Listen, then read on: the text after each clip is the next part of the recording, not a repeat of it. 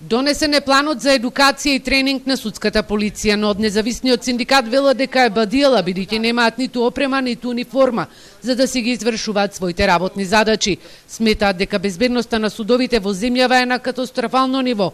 Апелираат дека е време да се исполнат барањата за подобри услови за работа, со цел да не се случи немилиот настан како во судот во Виница пред 23 години.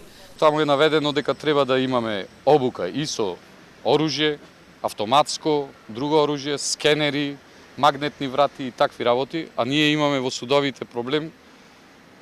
Имаме судови кај што судските полицајци немаат ни униформа, а да не збораме за оружје или за скенери и за магнетни врати и такви работи. А и таму каде што постојат во поголем дел се нефункционални.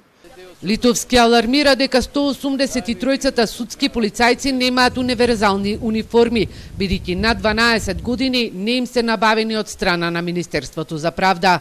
Секоја година се префрла како обврска на секој председател на судот да набави униформа и оставени сме на добрата волја на председателите на судовите, кај се набавило по нешто, кај ништо. И изгледаме како паравојска затоа што сегде се различни униформи. Секој председател од различно место си набавува и сегде е различно. Независниот синдикат на судската полиција бара да се донесат и законските измени и правилник за бенефициран стаж и за зголемување на платата за 20%. Бараат и поголема поддршка од институциите, а доколку и новата влада не ги исполни нивните барања, во тој случај ќе преземат и порадикални чекори.